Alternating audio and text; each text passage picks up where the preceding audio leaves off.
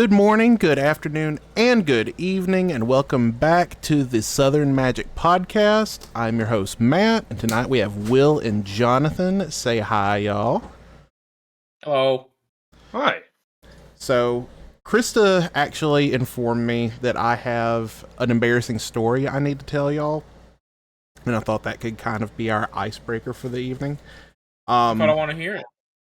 Well, I think you will find joy. I think it will give you entertainment to hear it. I haven't experienced joy since 2008. When Wally came out? No, when I broke my Wii. I think Wally came out in 2008. I can fact check for you. Okay. I'm going to say 2011. 2008. Ah. Dang it! When Don't Black ever question Ops came Matt. out. Oh, which one? 2011 was I Black thought Ops 1, wasn't it? I thought Black Ops came out like 4 days ago or so. Different one. Oh, are we talking about the other Black Ops? Does Black Ops... Is it like Modern Warfare? Are there two Black Ops or is there just one Black Ops? So... I don't know what you're asking here. Can you name all the Call of Duties in chronological order, starting with... Okay. No. Yes. Okay. You can? I think I have a good amount of them in my head. All right, So- you know what? Since you're doing that, let me pull it up right now. You ready? Okay. Not Okay. counting the mobile one. You can skip the mobile games. Skip the mobile ones. Okay. And So just like I'm the going to main go one. I'm basically going to go through as many as I can, and you can dock me points if I miss Okay. any. Okay. Hold on, I So- gotta find like a comprehensive list. This is tough. What the fuck is going on? You're intimidating Sorry. me. I'm not going to lie. Okay, I'm ready. Okay. Call of Duty Finest Hour. Call of Duty 2. Call of Duty 3. Call of Duty 3 Big Red 1. Call of Duty...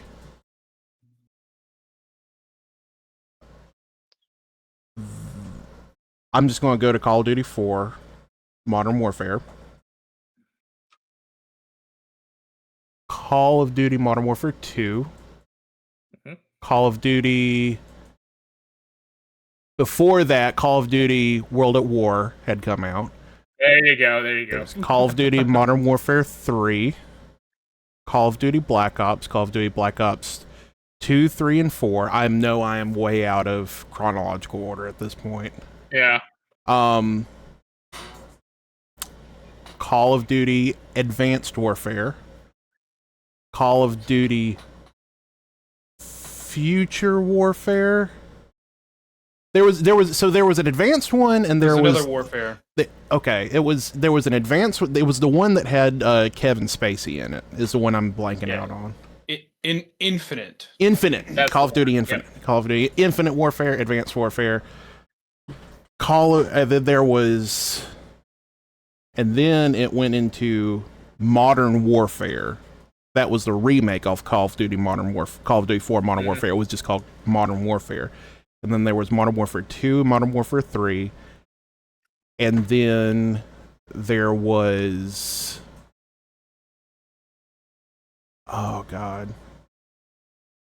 See, it's Okay. okay that you don't know these because these are some of the worst ones ever made in my Okay. That makes me feel a little bit better. So after 2019 Modern Warfare, there was actually Cold Ghost, War. right? Cold Oh, War. Cold War. Yeah. Oh, God. Cold War, Oh. Cold War, then Vanguard, then Modern Warfare 2.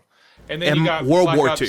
Call of Duty World War II. There was also World War II in there. I forgot that one. Yeah, way back in the 2017? We need to have another war, like a good one, so we can have Well, better Call of Duty games.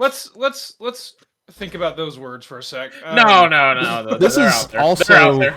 This is also making me feel really sad too because of how many of the same game I've been playing for over a decade now that I list them all out. Yeah. Oh, You name oh nothing.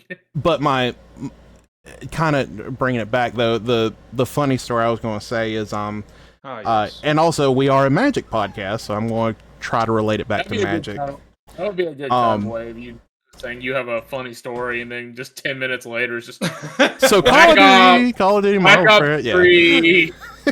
Actually, you could skip to the part where I'm just like, we need to have more wars or something. Yeah. It'll go from Matt saying, "Guys, I've got a funny story to start the podcast," and it cuts immediately to Will saying, "We need more wars." Yeah, we need better war. A better war. Better war. This world deserves a higher class of war. Yeah, I'm about to be on. So, I recently went on vacation.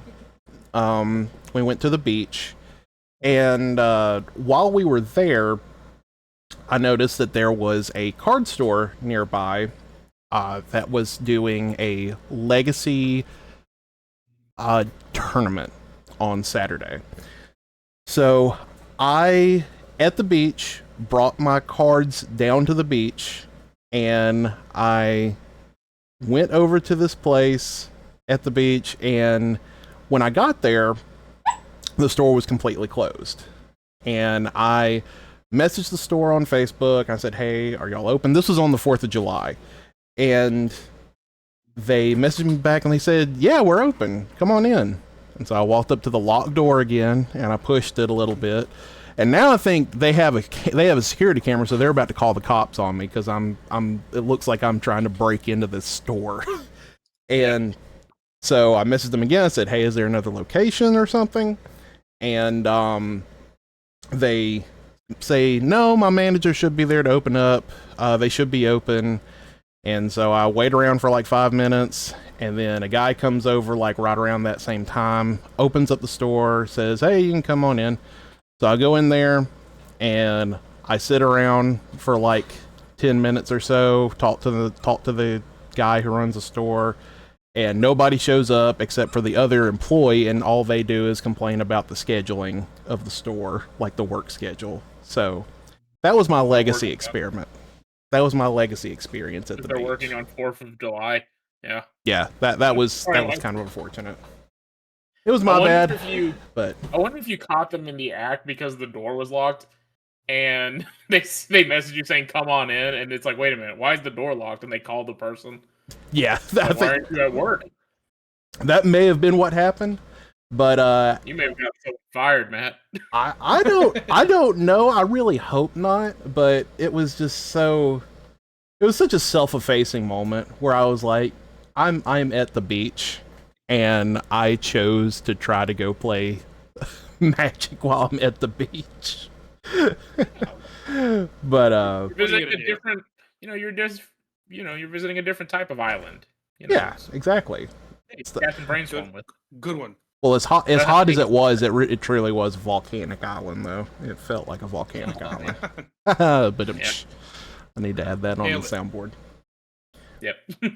How was y'all's 4th of July? Since we're recording this, not too terribly far away from 4th of July. Did y'all do anything fun? No, actually, I had the Dothan people over. They came over because we had an RCQ on Sunday, so we went to. Basically, I didn't grill or anything like that, but we went to Jim and Nick's afterwards, and their AC was out, which is like the worst day that you could probably have your AC out. But and like barbecue store too. Ooh. Yeah, because like we were like, it's a little hot in here. Why is it hot? And then we go to the bathroom and it's got one of those industrial blowers just going straight at us. So hell yeah. But no, we had a good time. They didn't do too well at the RCQ, but I did, and that's what matters. That's true. True, yeah. I got 8th. I got for the first time in a long time. I went X2 and got 8th, which never happened. That was weird. Yeah. Okay, I'm just glad we split, and then I got crushed by Affinity. They played so many of this card. It's just happened to be sitting on my desk. Yeah, I was also in top 8, and for the first time maybe ever since I've been playing Yawgmoth, I played the Yawgmoth Mirror. And turns out the person who has played the Mirror more often usually is in a better spot in that matchup. Because that was the first time I've played against Yogg in years. And even as a Yogg player, like the lines that she was taking was like wild to me. I also got top 8. Luckily we split because I got crushed first round of top 8. I have a I have a weird question for y'all. Okay. Do you feel like there's an unspoken rule, kind of like in the community, or maybe it's just like in like a Magic friend group, that nobody can play the same deck, or everybody has to play the same deck? Because I feel like, do you feel like the Birmingham area, there's not really like a lot of repeat decks? Yeah. Like I've been thinking that for a long time, actually. Like, yeah. when I decided to build Yogg like 3 years ago, 4 years ago, Yeah. however long it's been now. When I was building it, I was looking for a deck on MTG Goldfish. I was looking for something that was doing okay, but Mhm. no one else in Birmingham was playing. And so Yeah. I found Yogg. I like creature combos anyways, and so it kind of just made sense. But I was like, luckily no one else is playing this, so I can build it. But yeah, Yeah. I kind of feel I kind of feel that's yeah, like an unspoken Yeah. thing. But That's an interesting observation. So, if I'm understanding correctly, you're saying that like people have like their deck and they don't really change off of it that much. Is that what you're saying? Well, it's we're saying that a lot of people in the Birmingham area, it's almost like did it Yu-Gi-Oh. happen on purpose, or did it Yeah. happen by chance? Yeah. That Well, almost all of us have a different archetype that we play. yeah. I say it's almost like the Yu-Gi-Oh anime where every person has their own set of cards and nobody plays like repeats of it. It's almost like that, but then it's also the opposite way sometimes, because I've met some groups where all like 7 of them are playing the same deck. So Yeah. Can you like- imagine locals with that though? That would be awful. Oh yeah. I feel like Right. I've thought of that as well before, because it's almost like a thing that happens in Commander, where people view certain Commander decks as almost like an extension of their personality in a way, and Yeah. like with 60 card formats like ours, it's almost like we find our niche of a gameplay type that we enjoy, and we just kind of stick with those. Yeah. And it almost kind of like becomes part of your identity in a way. Yeah.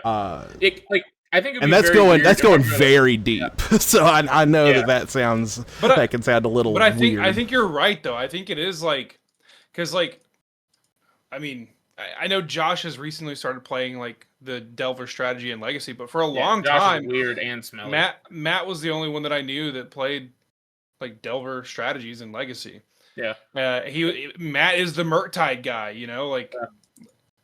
Will is the Rhinos guy, you know, even though he's not really playing Rhinos right now, but like that's kind of if not- someone else showed up with Rhinos to a modern RCQ like from our group, it'd be a little weird. I'd be like, yeah, I'd be a little. Don't do that. Yeah. Don't It's like, it's almost like, it's weird too, because it'll be like, if I came up to you and be like, hey, can I borrow Yawgmoth? You'd be like, oh yeah, sure, try it out. But if Yeah. I came up to you and was like, hey, I'm gonna build Yawgmoth, you'd be like, Why? who Who are do you you? think you are? That's my deck. Yeah. Yeah. No, I feel you. If I tell Matt I'm gonna play a Daze, he's just gonna just shoot me. Well, it's like even like thinking like way back, like Patrick was the only person on Hammer like in our entire area. Can you imagine if someone else showed up on Hammer? Like, Yeah. I don't know, it just seems weird. Yeah. Maybe I don't know. maybe it's something we've built up in our head, but No, I think agree, we it should is ask kinda that. funny. It's a good question, because it's like, because I feel like it is. I feel like that I don't know if it's just us or if it's like other groups too, where it's just like, you have like 15 to 20 of us and none of us are on the same deck, which creates a very healthy environment, like a very healthy modern environment. Yeah. But also, like when you go to bigger tournaments and you play the mirror, it's like, oh, well. I mean, yeah, right.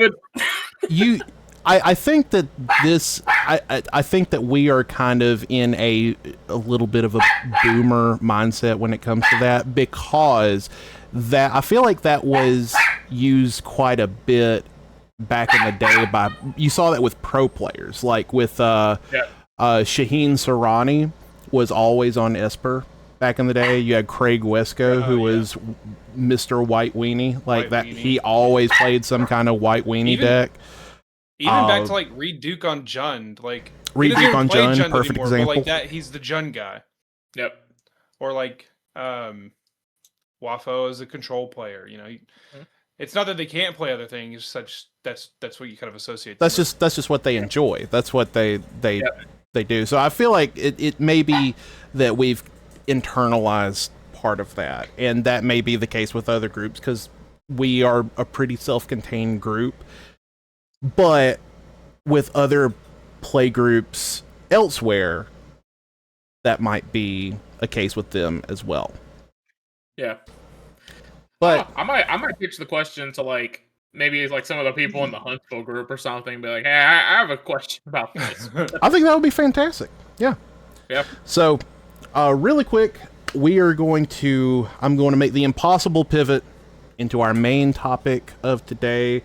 Don't know how many hot dogs can we eat? Exactly that too, and also the elephant in the room, the Fantasticar.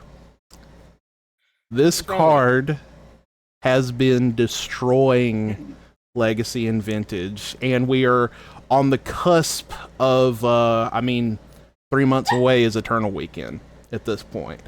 You know, and for all of our listeners out there, Eternal Weekend, it's almost like a holiday for all of us here. We love, Eternal Weekend and playing Legacy, and this card has single-handedly been warping that format, which I feel like I'm on Groundhog Day because every year it seems like there is another card that we always say, this is warping the format. But this is doing it in a particularly unhealthy way. I feel like very fast. A very fast car, by the way. Like that's the actual name of the deck. Car. Also, while I was looking at it, I don't know if it just passed over Vintage or if maybe the data isn't up to date, but it's not currently in the top 50 most played cards in Vintage right now. Really? Yeah. Now, see, that's surprising to me. It might just be because of some of the staples on there, but it could be. Like, number 50 right now is Glaring Fleshraker, so maybe it's just not cracked it yet, but... I mean, the first place shop is Riker Shop, or the first place deck is Riker Shops, and it's running 4 Fantasticar, and it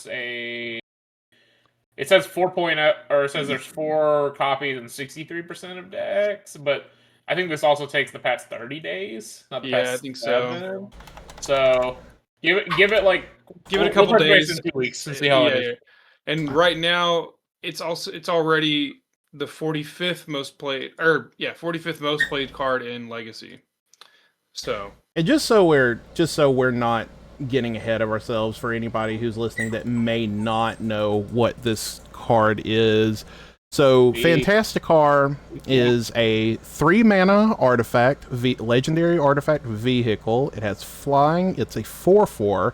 Whenever you cast a non-creature spell, you may have the Fantasticar become an artifact creature until end of turn. Don't care. That's not what we're reading this for. It's the second ability. Whenever you cast your fourth non-creature spell each turn, you may sacrifice the Fantasticar. If you do, create 4/4 colorless construct artifact creature tokens with flying and haste.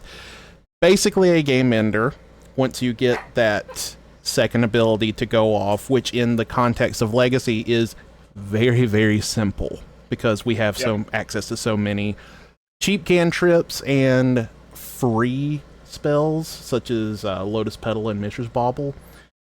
From Mox. And the Mox Mox. Amber, Mox Opal. This card confuses me on multiple levels.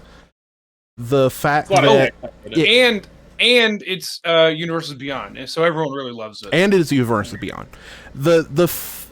And me and Josh were having a miniature conversation about this that I just can't help but wonder if this would even be in the conversation if the Fantastic Four card that is a 4/4 that makes 4/4s and is triggered by the 4th spell, if they had just made it cost 4 instead of 3, I don't think this would even be a thing. Like, it would just be... Well, you have a 4-themed card, and it costs 3. I never thought about that. Yeah. I never thought about that. It doesn't make any sense. Yeah. Like, the fact that you can Dark Writ into this thing alone is what makes it so oppressive. You can... Yeah. So It's like Griselbrand, where it's a 7/7, pay 7 life, draw 7 cards, but it costs 8 mana. So yeah, And it is surprisingly difficult to interact with. yep. yes, Because especially if it's listed Doomsday, they're playing Force of Wills some number of days usually to protect it. And then if they do suspect you have like a stifle or something, they can just wait till their next turn and wait for more counter magic and play around it, because it's a May. And it's crazy to me that this is coming right after the Oops All Spells ban that got so much shit for being a turn 1 win with backup, and they just printed a new one. That's Yeah, but this one harder has to Universe interact Beyond with. on it, so Yeah. So, which is funny you mentioned that, because we also had we had the idea to talk about a legacy ban that happened recently, and so this kind of, I know we haven't talked about it much, but you mentioned the Universes Beyond thing. Recently, Candelabra of whatever it's called. What is it called? Candelabra. Candelabra, yeah. Thanos. Candelabra got banned instead of a Universes Beyond land that everyone, I think, agrees is the real problem. The Planar Nexus. The Planar Nexus. Yeah, it was in a commander. It was in a commander. I think it was actually Modern Horizons 3, actually. But was it? They've been taking a weird approach. Well, they've been doing an approach where basically they're not banning the new card that's the problem. They're like, oh no, it's this card that's the problem. It's definitely the old card that's been in the format forever. Yeah. Not this card we just printed in a commander set that wasn't meant for 60 card formats. I'm really worried that that's going to be the problem with Fantasticar, where they're going to be like, no, this card's not the problem. It's Dark Ritual.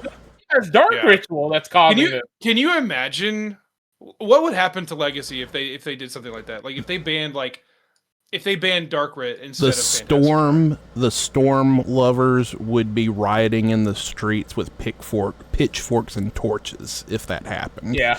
To be perfectly honest. Brian Cook would be at Wizards headquarters. He'd be leading. Yeah, he'd be leading the charge.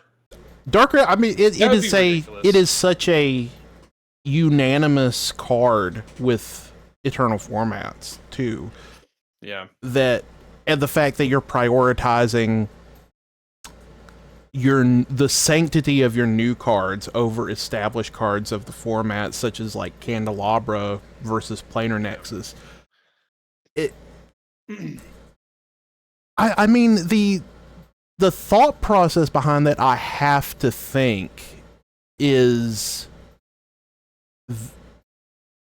they just want they want the new cards to do more stuff in the formats, and they're not afraid to cut off older cards. I don't know. I really don't know. They did the same thing.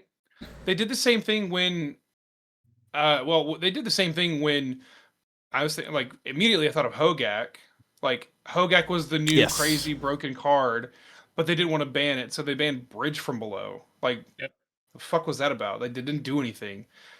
And then there was another ban cycle, right? Then they banned Faithless Looting and then Hogak, or was it at the same time? I think it was at the same time.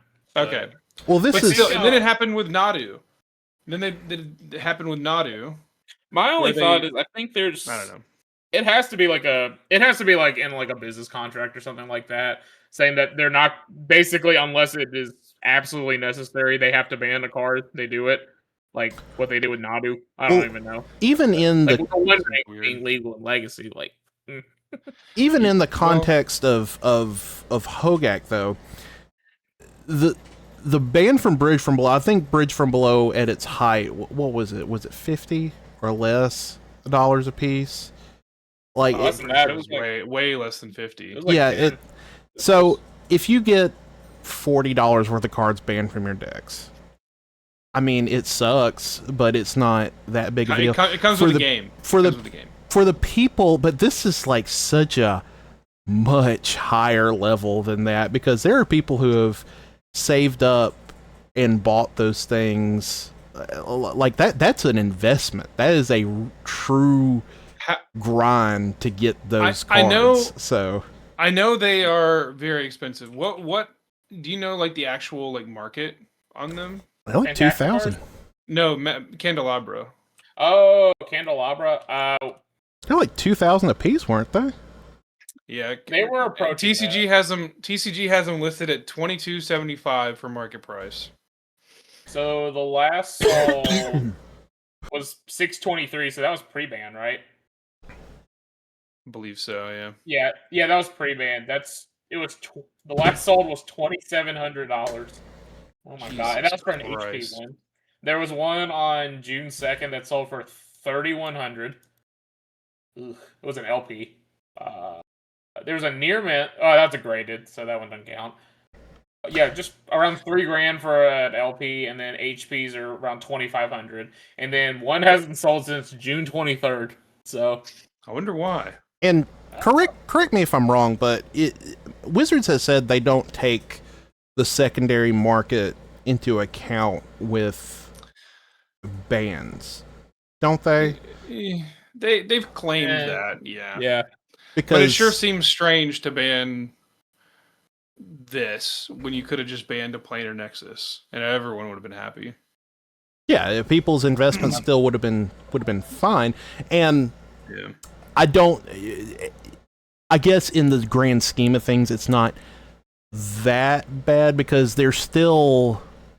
I mean, it's bad, but like they're still worth a good amount even post ban though. So you're still not like it's not like you just had, $8,000 like taken from you or anything. You can still turn those into something way better, or just hang on to them for when they get unbanned, or just you can do a plethora of other things with it. It just really sucks for the people who built that deck and invested the time and money into getting those things, and then just have them be like, oh, you can't play with these anymore. We have to make sure that our precious Universes Beyond cards don't get hit by bans. Not to veer too far back to the original conversation, but I meant to ask earlier, have you guys played against the Fantasticar?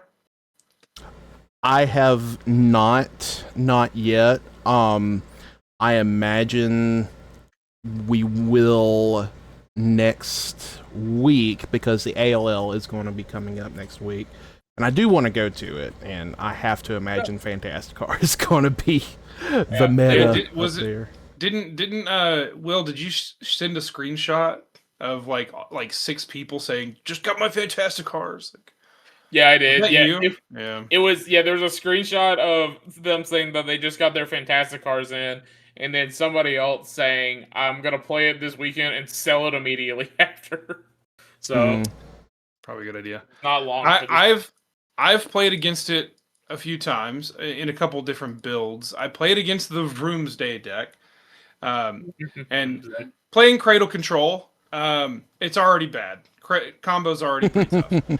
But playing against this Vroomsday, the Fantasticar, or whatever, infinitely worse than like even like the Necro combo deck, because at least they have like a small amount of fizzle rate.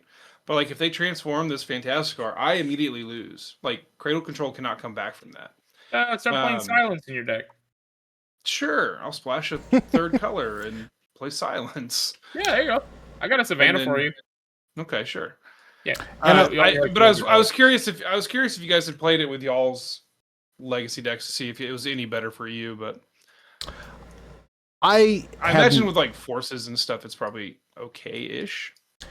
I have not, and I'm glad you brought that up, because the other aspect of this conversation is like, we can hem and haw and bitch and complain about the bans, but this is just a looking at it from a where do we go from here standpoint. It seems like, I'm just looking at the meta, it still looks relatively healthy. Well, like it's, if you look at the last 7, the Dimir card deck is 2nd, and then also Doomsday is 5th, and they're also playing a playset usually of Fantasticars. So I think you combine those, and then also the Epic Storm plays Fantasticars usually. I think the bad thing about, I think the reason that they should ban it, I think they might bring it up in the article, is all the decks that you mentioned are just pre-existing decks, but now they have a different axis to work on because it's so easy to legacy. Because like there's nothing that's like a new deck that's actually popped up because of Fantasticar. It's just edited Demir Tempo, edited Storm. Doomsday barely had to fix anything. Like they just cut like the random like flex slots and threw in just a better combo. Yeah. So like I think that's why they should ban it. I think that's what they'll mention when they do ban it, because it's just it's Epic Storm should not have to count to 4 to win the game. To win the game. Exactly, yeah. It should be 20 like it was before. Back in my day. Yeah, exactly. Well, the most just 10.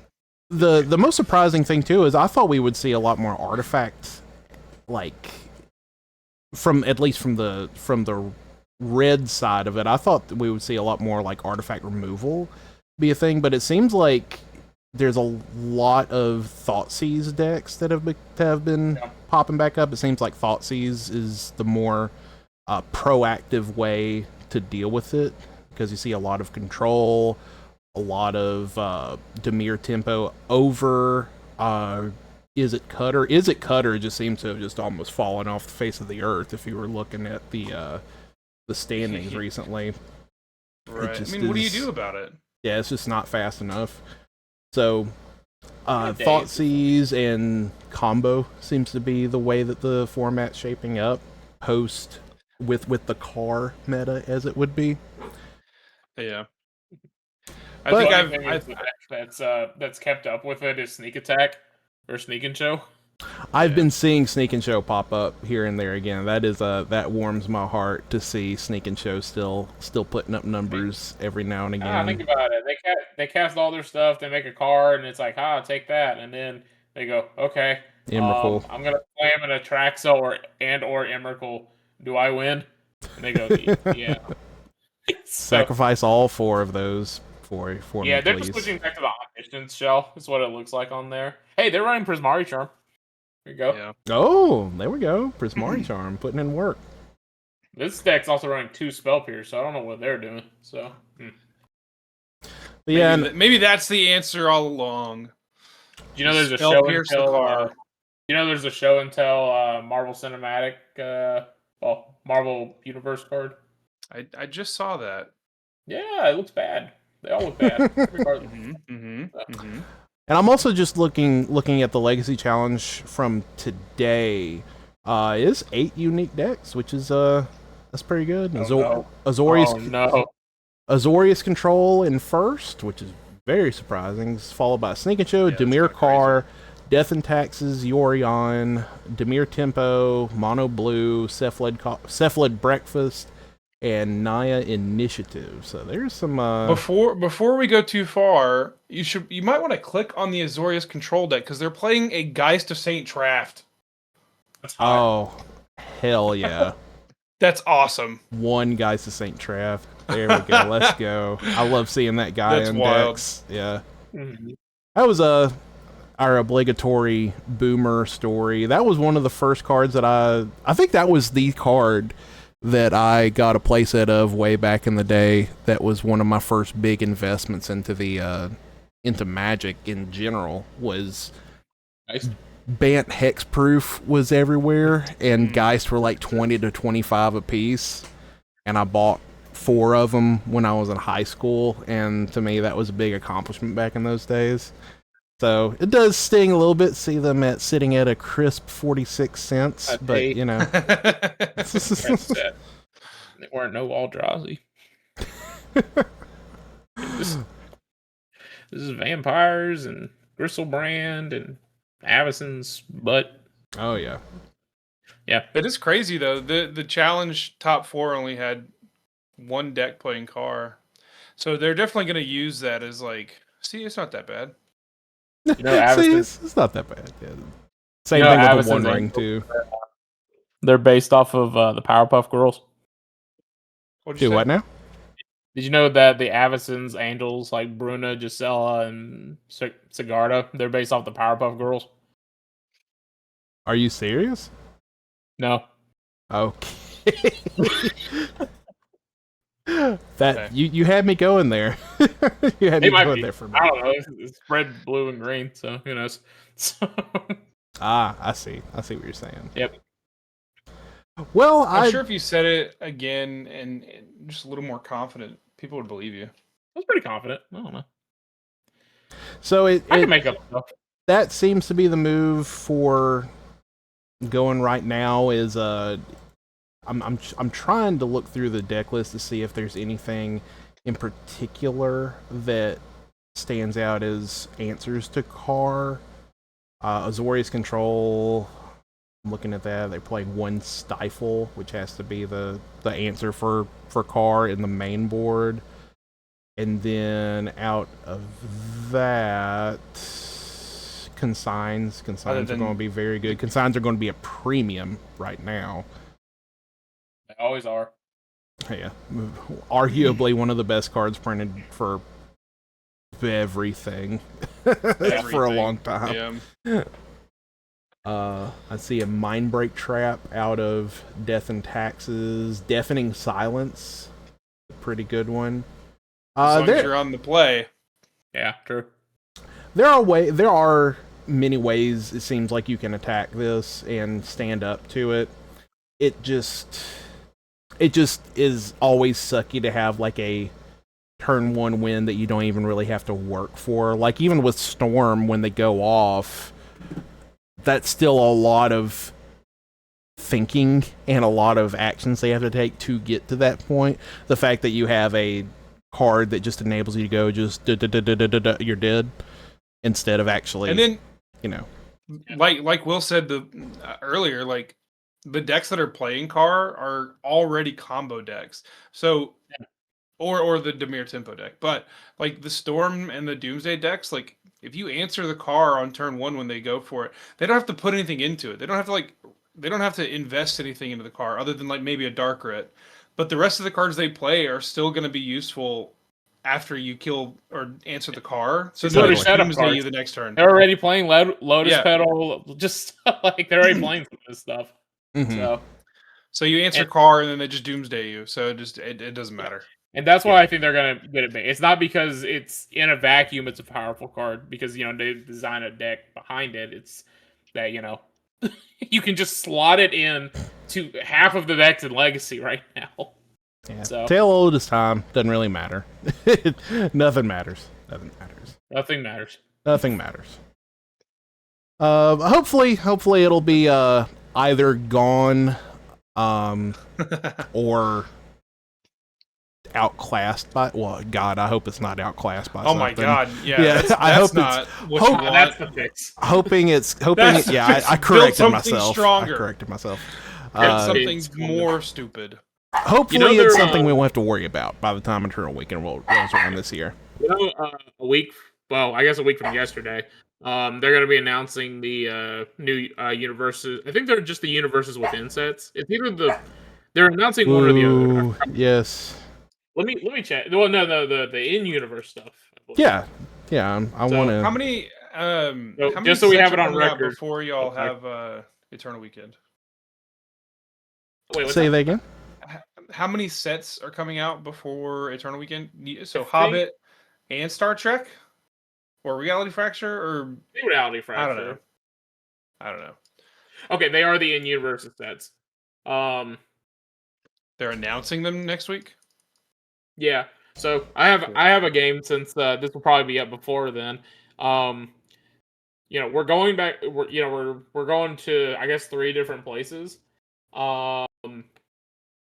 don't know if we're going to 3 new planes or 3. We're revisiting ones. Where would y'all like to go next? I guess.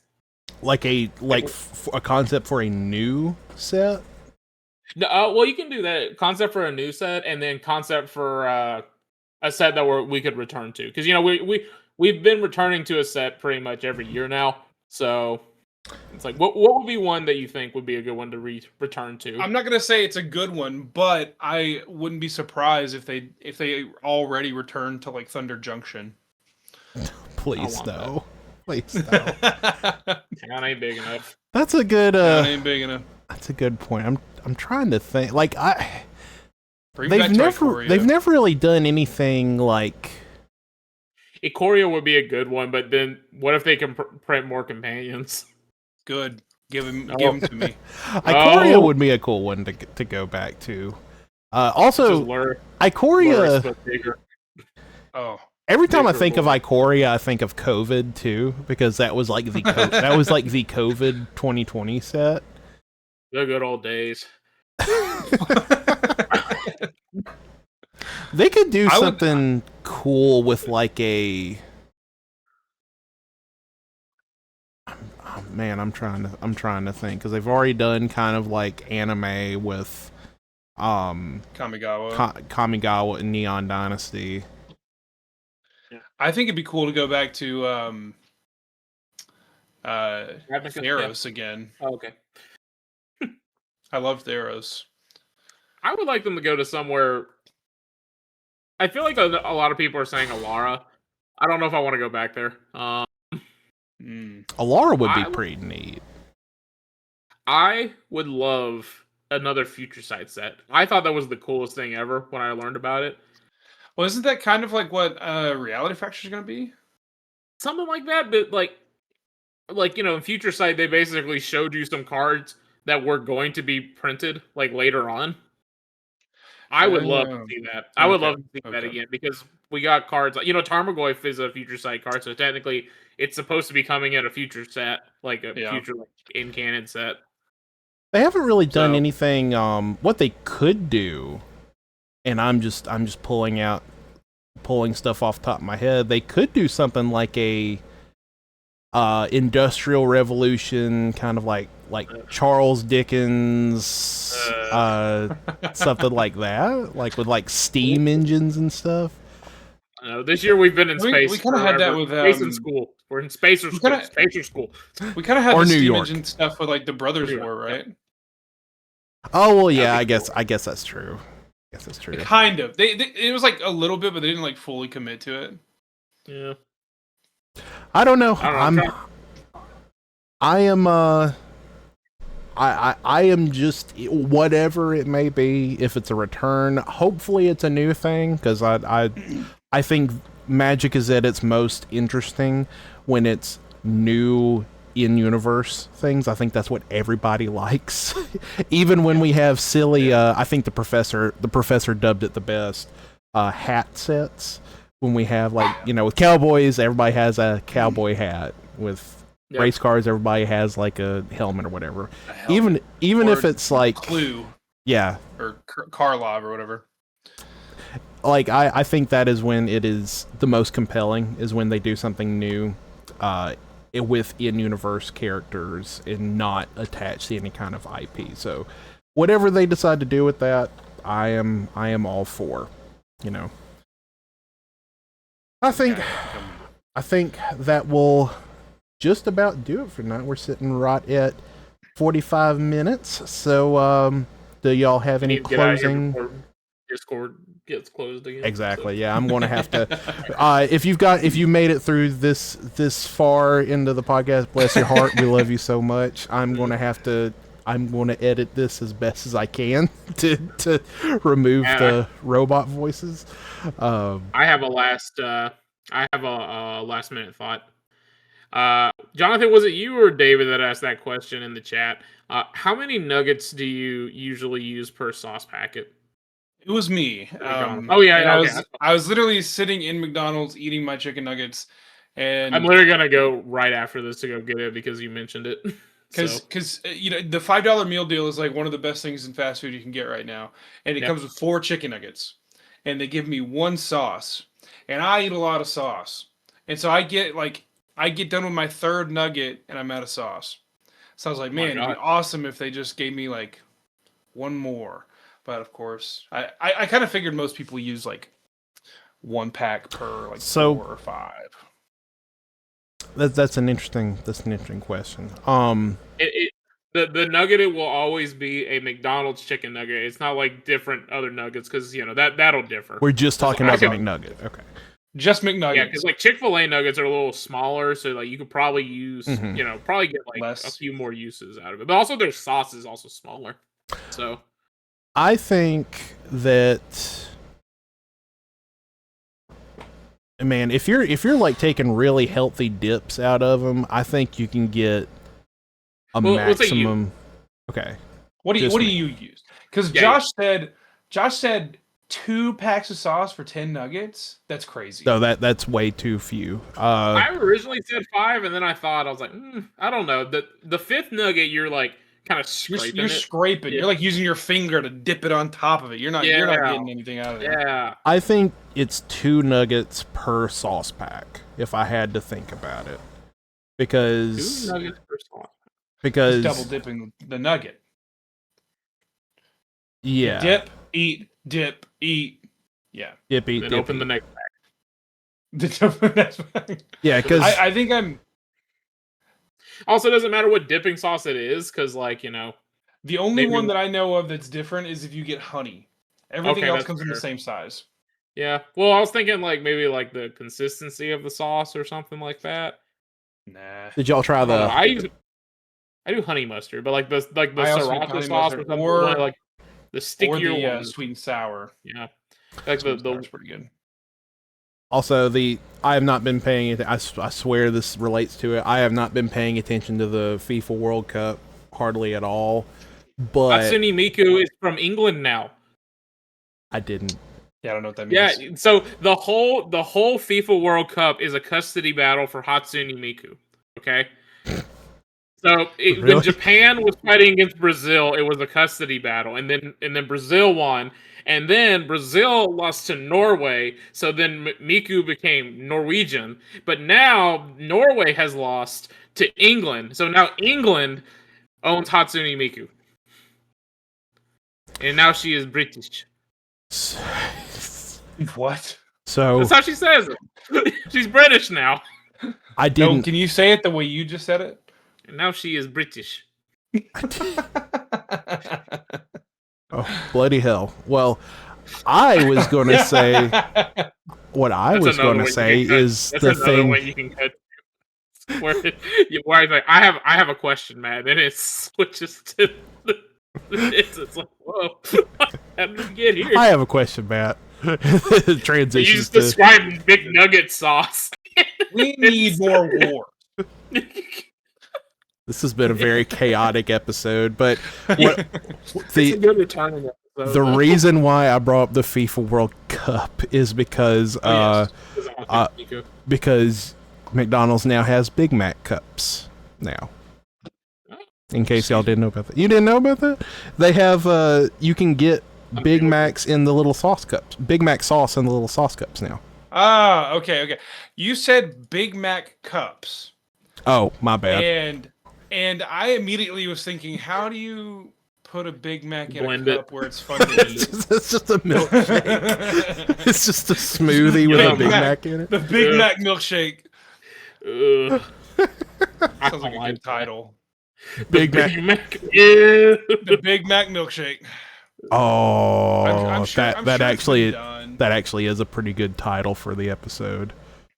Big Mac. I'm sure. Big Mac Sure milkshake. it's been done. Big Mac milkshake with Hatsune Miku with a British flag as the thumbnail.